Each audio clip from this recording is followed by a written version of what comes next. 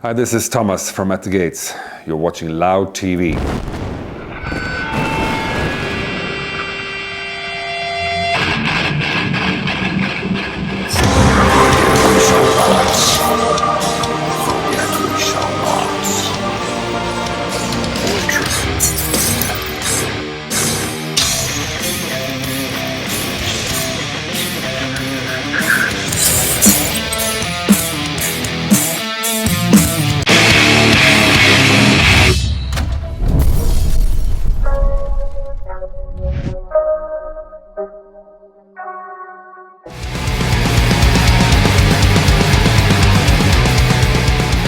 Well, for At the Gates, I think when we started out in 2008 again, for us it was as real as for anybody else that it was the last farewell tour. That's what we wanted to do. But we didn't understand how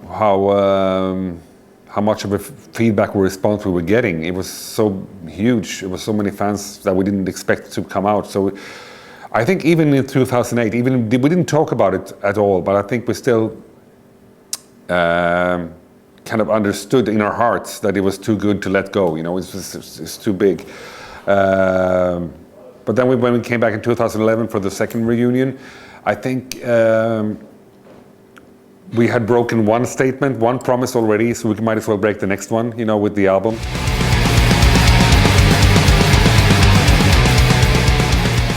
When Anders called me and said he had some riffs, I think we were still, you know, playing shows in the summer of 2013, and in one way I was surprised because we felt that, you know, we wanted to go forward as we did, you know, playing shows. But we felt also, why hold it back? If there's good stuff out there that we want to, you know, that we could follow up on, that could be a new At the Gates record, we'd be untrue to the fans not to release it, you know. So I was happy, you know, and a little bit scared at first. What are we doing here? Are we, you know, destroying our reputation, whatever? But as soon as it felt, you know, good enough, we just went with it, you know, with creative flow kind of thing. Well, I think, you know, the idea of recording a new album all of a sudden was kind of, it was actually like any other normal band does. It starts with the guitarist, Anders in this case, just saying, "Hey Thomas, I got some riffs, you want to hear them?" And we didn't think about writing a new record until he showed me those riffs. That's when we started to thinking, you know, is this good enough? Is this actually a new At the Gates record, or is it something else? And we didn't really think about it until we had 4 or 5 songs ready. That's when we started to work more consciously. You know, this is an At the Gates record. This is what we're doing. And then we wrote in secrecy for a year before we announced it that we were doing it. I think that was the only way for us to do it. It should be natural from the heart and honest. Otherwise, it would be a sellout, you know, to do it just for doing a new record.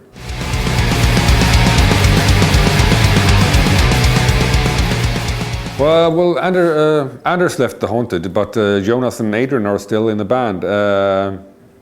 I think it's possible to work on both bands at the same time, as long as you cooperate and try to logistically solve the schedule problems, you know, with talking to each other, not just, you know, through managers, but really talking band to band. But maybe Anders leaving The Haunted might, you know, creates that he's free from having that creative burden as well, because he wrote most of the record. He came up with these songs, the first few songs, after writing and releasing his solo record. You know, that was very different. There was not so much of a metal record, so he kind of got that out of his system, and then he could focus on writing At the Gates material again.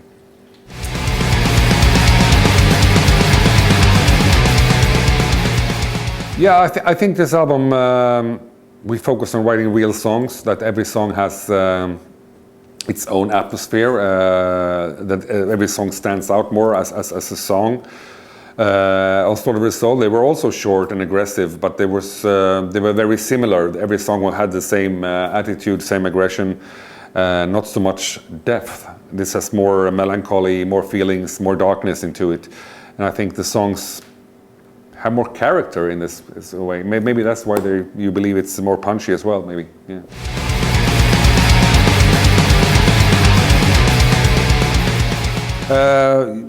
We choose to record with Fredman this time around to be in an environment that we felt secure and safe with, to produce the takes that we wanted to have. Because you open yourself very emotionally when you portray these kind of feelings. You want to be in an environment that you feel safe and natural in.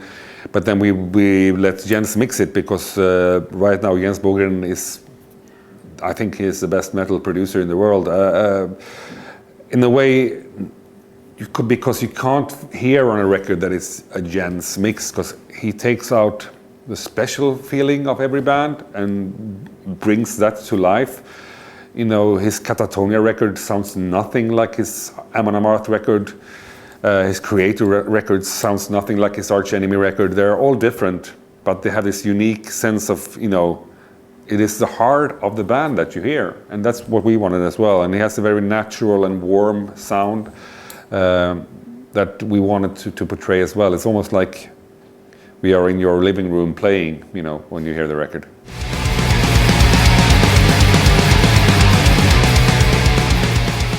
Yeah, in a way, we felt we wanted to do a new At the Gates record,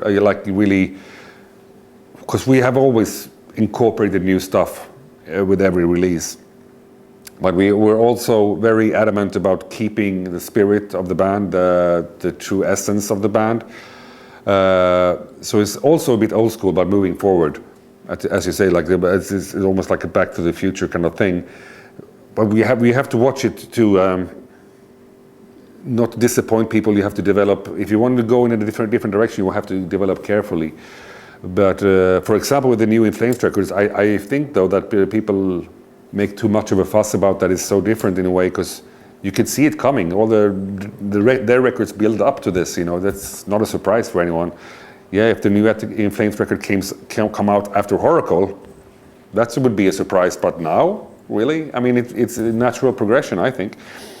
But for us, we are really a death metal band. We have always been a death metal band, and we are still fans of death metal. We can't really get that out of our system. So we're always going to be really fast and heavy and brutal.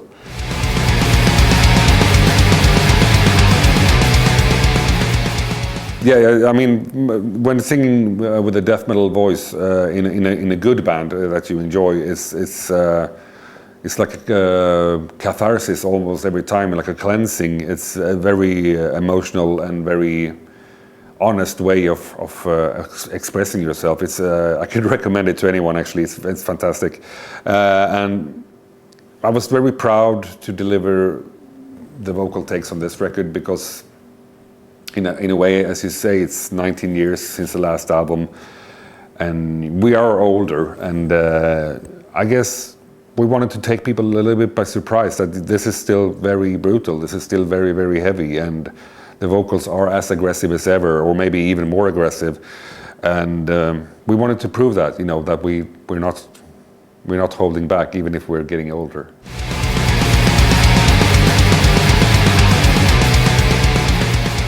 I would say the title, At War with Reality, I understand that you can think of this in many different prospects, and I think a lot of people also mix it a little bit with the reality that we live in today, with a lot of war, which is of course a big part of it as well. But it's more a concept record actually about we are not at war with the reality around us like this. We are at war with the idea of there being one way of explaining reality. We believe that there are about 4 billion different versions of reality out there, because everybody has their own perception of it.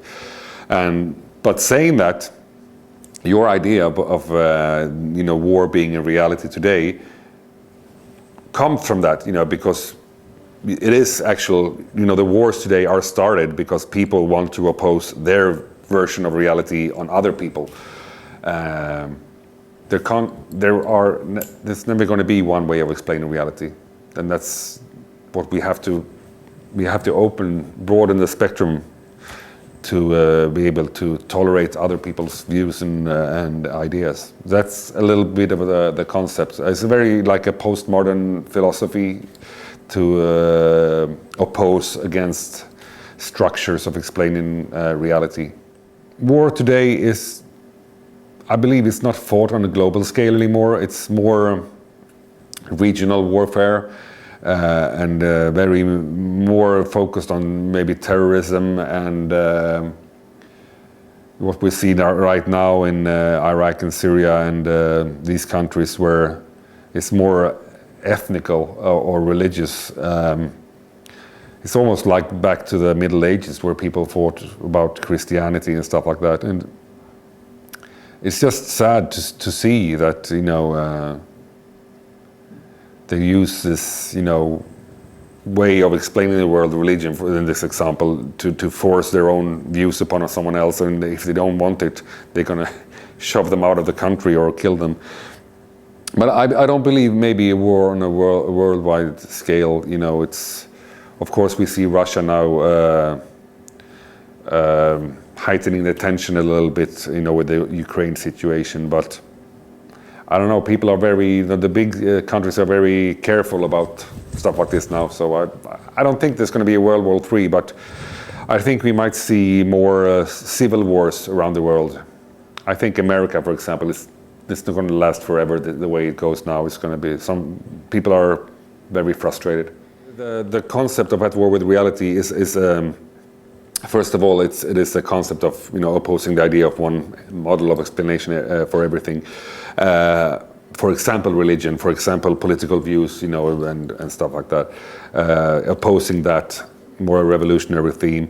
But it's very inspired actually by South American writers from the 50s and 60s. Literature style called magic realism.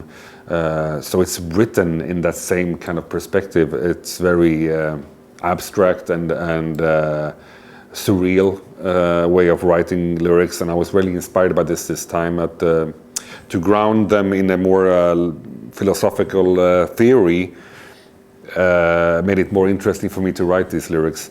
Then every song has a different theme to them. There are main themes in every song. But they mostly somehow deal with this topic of opposing, one version of truth and reality. Death in the Labyrinth, for example, that song is a title of a book actually by the French philosopher Michel Foucault. It is his only work he actually wrote on literature ever. He mostly wrote about structures of power, but this one is deals with literature and the way literature can describe the separate realities, and therefore that is kind of like the theme of the whole album, that song, because that song explains the concept of the record, so it's very meta, to have a song about the concept, but yeah.